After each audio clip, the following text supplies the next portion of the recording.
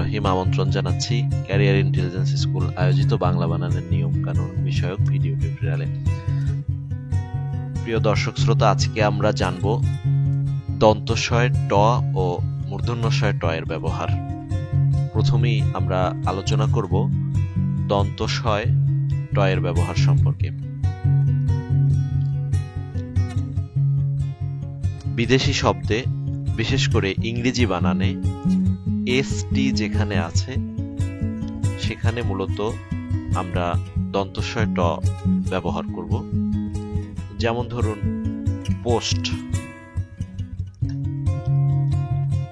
Post, post office, post master ইত্যাদি। এক্ষেত্রে আমরা অবশ্যই দন্তস্বয় ট ব্যবহার করব। একই সাথে আরেকটি উদাহরণ দিচ্ছি, সেটি হচ্ছে স্টার।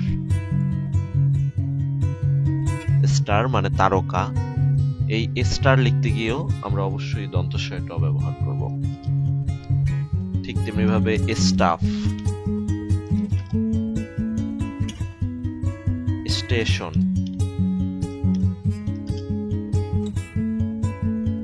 মাস্টার। আমাদের অনেকের প্রবণতা আছে মাস্টার লিখতে গিয়ে মূর্ধন্য ষ ব্যবহার। এক্ষেত্রে আমরা অবশ্যই দন্তস্ব ব্যবহার করার চেষ্টা করব, কারণ মাস্টার শব্দটি একটি ইংরেজি শব্দ এবং যেহেতু বিদেশি শব্দে আমরা দন্তস্বয়ের ব্যবহার করব, সে হিসেবে এখানে মাস্টার শব্দটি অবশ্যই দন্তস্ব আমরা ব্যবহার করব। ঠিক তেমনি ভাবে ডাস্টার, পোস্টার, স্টুডিও,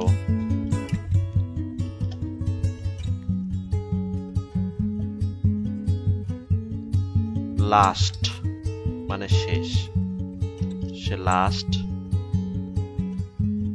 ঠিক তেমনি ভাবে বেস্ট ইত্যাদি লেখার ক্ষেত্রে আমরা অবশ্যই দন্তস্ব ব্যবহার করব। এবার আসুন আমরা কোথায় মূর্ধন্যস্বয় ট ব্যবহার করব সে বিষয়ে আমরা আলোচনা করতে চাই। মূলত শব্দবিধান অনুযায়ী বাংলা বানানে ট বর্গীয় যে সব শব্দ আছে, এই ট বর্গীয় শব্দের ক্ষেত্রে আমরা এই ট বর্গীয় যে বর্ণ, এই বর্ণের ক্ষেত্রে আমরা মূর্ধন্যস্বয় ট ব্যবহার করব। যেমন ধরুন বৃষ্টি,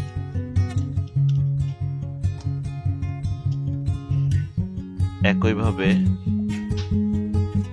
দৃষ্টি, ঠিক তেমনি ভাবে কৃষ্টি,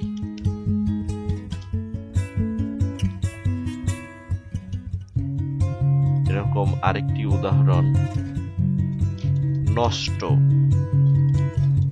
কষ্ট, তুষ্ট।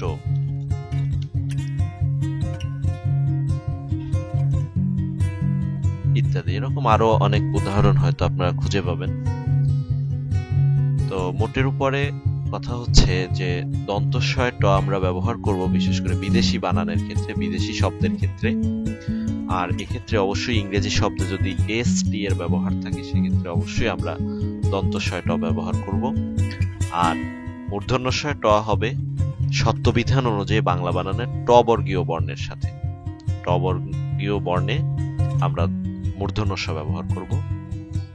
আশা করছি এই বিষয়টি আপনারা বুঝতে পেরেছেন। আপনাদের লেখা হোক শুদ্ধ এবং সুন্দর, সেই প্রত্যাশায় আজকের মতো বিদায়। আল্লাহ হাফিজ।